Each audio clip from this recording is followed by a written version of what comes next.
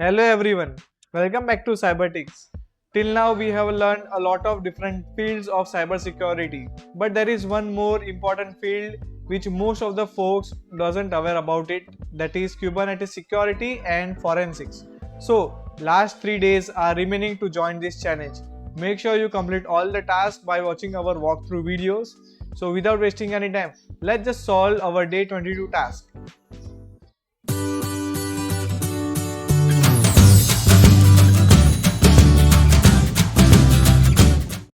So let's start with our day 22 task, that is it's because I'm cubed, isn't it? So we can see the story later on, where our today's learning objective is about learn about Kubernetes, what is it and why it is used, learn about DFIR and the challenges that come with different DFIR in an ephemeral environment. So learn about DFIR can be done in Kubernetes environment using log analysis. So I have started my machines already over here, and I'm just going to start with the mini cube. So as it is going to take some of the time, so till the time we will going to see what is Kubernetes. So back in the days, it was very common for companies to use a monolithic architectures when building their applications. It is an applications built in a single unit or a single based code and a single executable deployment environment. For many companies this is work because it's limited days of the times and all. However, some of the companies still this architecture causing a problem, especially when it becomes to a scaling. This problem with monolithic application is that if one single part of an application needs calling, the whole application has to be scale it up with that. So it would make some far sense of companies with the application that receive fluctuating levels of demand across their parts of the break of the applications down components by the components and run them and different into microservices. So that way, if microservices start to receive an increase in demand, it can be scaled up rather than an entire application. So there is a adoption of great microservices. Microservices architecture was adopted by the company like Netflix, which is a perfect example of the hypothetical company discussed above. There need to be scale up different services dedicated on a streaming when a new title is released. So that made a microservices architecture no brainer. As time went by, companies similar to Netflix hopped aboard on the microservices express, and it became very adopted. Now as far of hosting of these microservices, containers were chosen due to their lightweight natures. Only as many imagine or any applications of these scales can require hundreds, even thousands of containers. Suddenly a tool was need to organize and manage these containers. So over there we had came up with a Kubernetes. Well, you guessed it. That's exactly what Kubernetes was made for. Kubernetes is a container orchestration system. Imagine one of these microservices mentioned earlier is running in a container, and suddenly there is an increase in the traffic, and this one container can no longer handle all the requests. So the solution of this problem is to have another container spun up for these microservices, and so we can balance out this traffic. So Kubernetes take care of these solutions, orchestrating these containers where needed. So it's very highly portable and highly available for these scalables and for this Kubernetes. So in Kubernetes we have a containers runs in a pods. Now these pods run on a node, and the collection of nodes are made up the Kubernetes is called as a clusters. It is a cluster that Max KD and co-investigation will occur today. If you are interested in learning more about Kubernetes, the THM has introduced a new room, that is the intro to Kubernetes, also about the Kubernetes hardening basics. So what is DFIR? So we can see digital forensic and incident response basics over here. So even cybersecurity professionals stumble upon the DFIR at some point in their career. It is an acronym in IT. Overall, we call it as a digital forensic and investigation incident response. So these two investigate branches of cybersecurity came into a play during a cybersecurity incident. A DFIR expert will likely to be called as an action on soon as any kind of incident is being happened or expected to perform that fall into the both kind of discipline, that is the digital forensic. Like other forensic disciplines, aims to collect and analyze digital evidence of an incident. The artifacts collects from the affected system are being used to trace the attack or to uncover all these facts that ultimately led to an incident. Now, this DFIR expert sometimes use the term post-mortem to indicate that analysis starts after the incident has occurred and it is performed on already compromised system. Incident response, while still relying on the data analysis to investigate the incident, focus on responsive actions such as these contaminated and system recovered. The incident responder will isolate infected machines, use the data collected by the analysis to identify the hole in the infrastructure security and close it, and then recover the affected systems to a clean. So let's just directly start with that. I guess Kubernetes has been started by using this command minikube.start to check what are the pods currently running on. We are going to use this, and we know that -n is the where village. So let me just directly paste the command. We can see morality checkers, naughty or nice, naughty picker, and some of the pods are being currently running on, but we are mostly interested into the naughty or nice over here. So let me just clear the command, and so we can see it in a very proper way. So we are going to use it and execute the where village naughty or nice pod with an interactive shell with the bind or bash. So let's just execute it. So let me just copy it over here, copy and paste it. Okay, now we are into the naughty or nice bin bash over here. So we have to check out the logs, that is the cat where log apache 2 access.log over here. So we can see it. Cool. Now over here we can see it's there is a user agent type that Mozilla Firefox is being used over here, and GET based HTTPs are being used over here. But we can see there is one fishy things has been done, that is the 𝘾𝙤𝙢𝙢𝙀 command is equal to who am I. You can see over here this command has been used, and it has been used by the Ubuntu Linux. It means that this Mozilla was not been there, so it is a different one. So let's just check it out over here to see solve the answers. Okay, so there are many things we have to cover it up over here. What is the name of the web shell that has been used by the mere malware? So it's a 𝘾𝙤𝙢𝙢𝙀. 𝘾𝙤𝙢𝙢𝙀. Let's just hit enter. Where did mere malware read from the pod? So I guess we have to check it out on another way, because first of all it has only typed the who am I command, and rest of the stuff are only a normal stuff that is about the index.js and all. So let's just directly move to our walkthrough.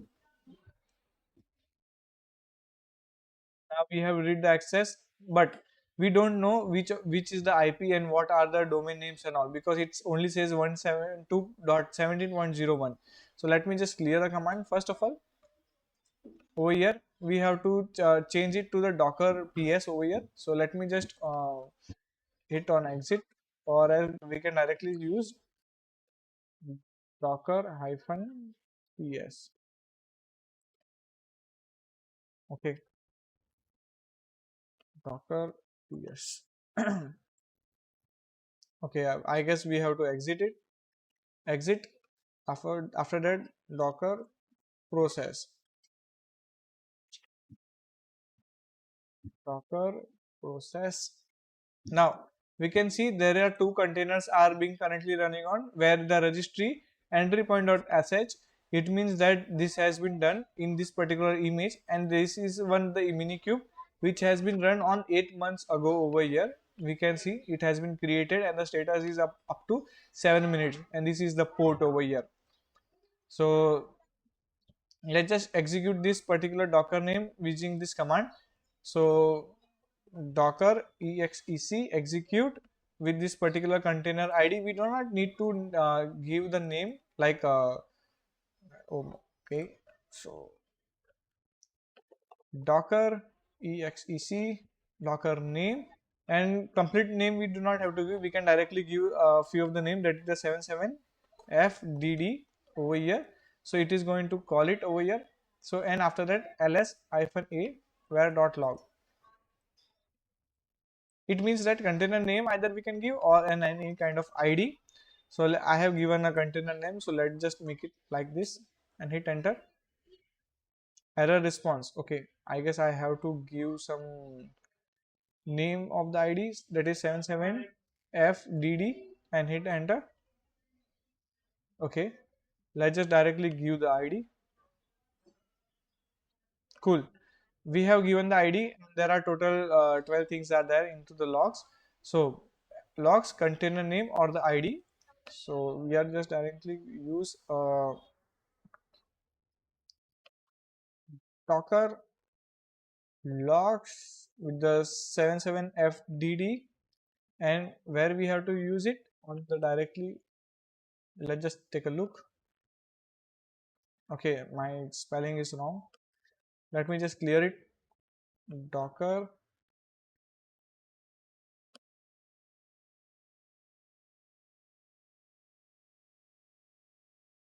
B, and instead of execute we are just going to use as a log.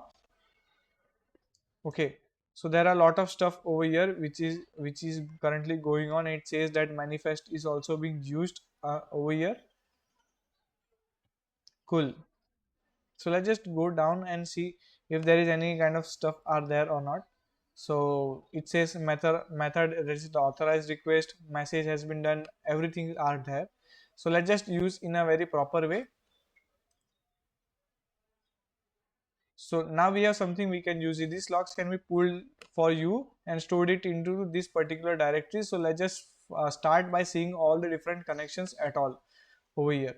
So let me just open it on a new tab, and says that it's in the cd home slash ubuntu, right? So ls cd over here dfir artifacts ls. Okay, there is audit logs, there is tree and pod apache 2 logs too, right? So over here we are directly going to use this and hit enter. We can see there are total two different IP address are being used, that is the 172.17.01 over here. So let's just see of this particular log what is there by just pasting the command. Okay, now it says the put over here, it says the manifest file, but this is a it is in Docker instance. We can see the user is agent is completely different, and all the requests are is from the get head and patch over here. We can see wish list over here completely. This is the Docker upstreams using a Linux. So let's just see of another request. Now we are getting somewhere. If we review the first few requests, we can see several authentication attempts were being made, but we also see that the request was being manifest for this particular stuff. So this is the IP address and all. So let's just directly see what are the patch files. So let me just clear the command. Hit patch. Okay. So two requests has been made for the patch over here. This is not good. It means that 𝗏𝘂𝗯𝗲𝗏 could push a new version of our images. This will explain how the web shell made its way into the image. Since 𝗏𝘂𝗯𝗲𝗏 put the image into a made malicious update and then pushed this compromised image back to the registry. Use the information about for to answer the questions 4 and 6. So let's just see about the questions 3, question 2 and 3 over here. So let me just move it above, and we had run the pod cube execute bin.bash. Let's just perform this again into our here. Clear. Should we hit enter?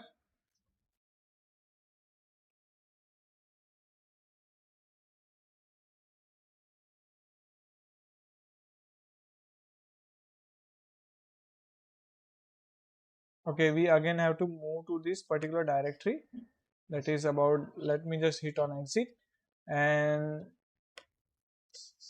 cd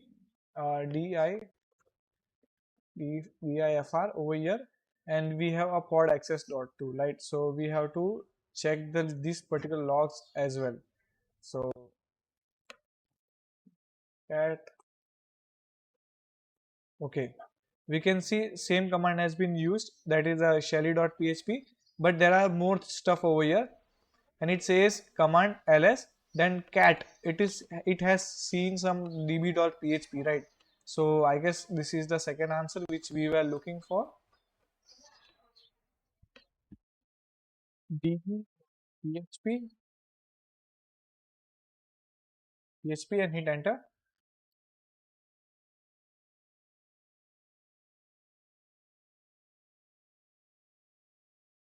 A tool did mere malware search for that could be used to remove it. So it has used which NC, that is the netcat over here. So hit NC and hit enter. What IP address connected to the Docker registry that was unexpected? So it was in the second one. So this is the IP addresses which we have seen.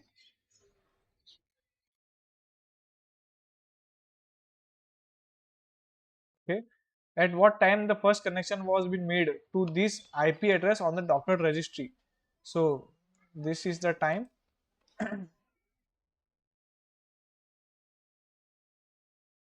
Just copy it and paste it out. Okay.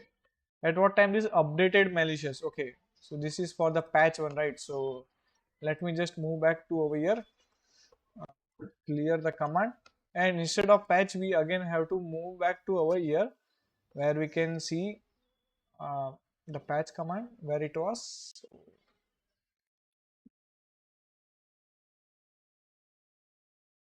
instead of that, let me just use it this way. We can also use the head command for that. So we can see 29th October 10:06, and this is the time and seconds over here. Let me just copy it and solve the questions.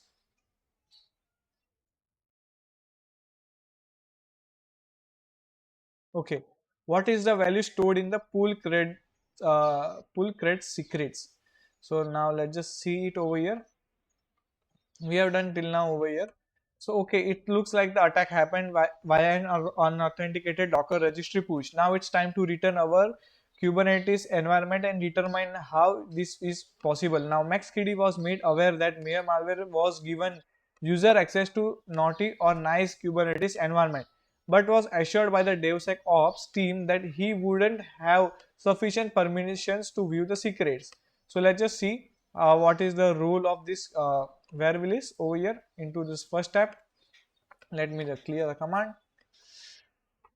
Kubelite get role binding -n 𝗏𝘏𝗍𝗓. There are total two jobs running on, that is the job runner bindings where the role is job runners and mere malware user binding. So we are mostly interested into the mere malware user binding. So let me just directly use the command. We can see the role, and user role is normal, the user level low. So we just have to use, instead of role binding we can directly use 𝗏𝘏𝗍𝗓 describe role of the mere user -n 𝗏𝘏𝗍𝗓. So let's just check it out. Okay, we can see there are different roles that he has given of these resources in the policy, that is about the pod that it can be execute, and after that role bindings, authorizations, and the role based authorizations over here. So let's just directly use this cat audit.logs over here. So cat, after that, and hit enter. Okay, it says user username here malware, wherever it says some of the resources as well. So let's just filter it out in a proper way.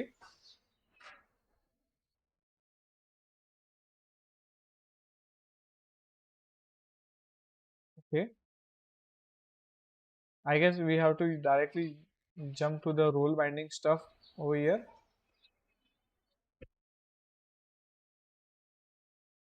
Okay, let's clear the command, hit enter.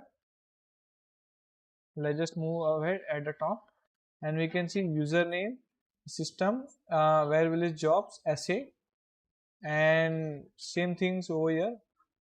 So now we have to check out for the username and the passwords where it has been ran over here. So with the secret name pool credit over here, and we can see some different types of name. So let's just check it out. By using this command, let me just use it. So some other stuff has been decoded as over here. So let me just clear it and make it visible for you.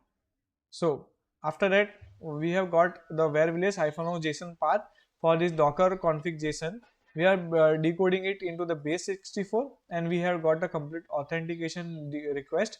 Like this is the URL, this is the username and the password it has been used, and this is the authentication type.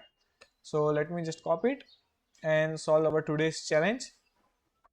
So for the beginners, Kubernetes will be little bit hard to understand, but trust me, it's really easy to understand it once you get started with the Kubernetes. So I hope you understand the basics of Kubernetes and the different components.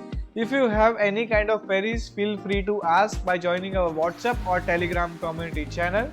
I'll see you in the another task. Till that time, goodbye and Jai Hind.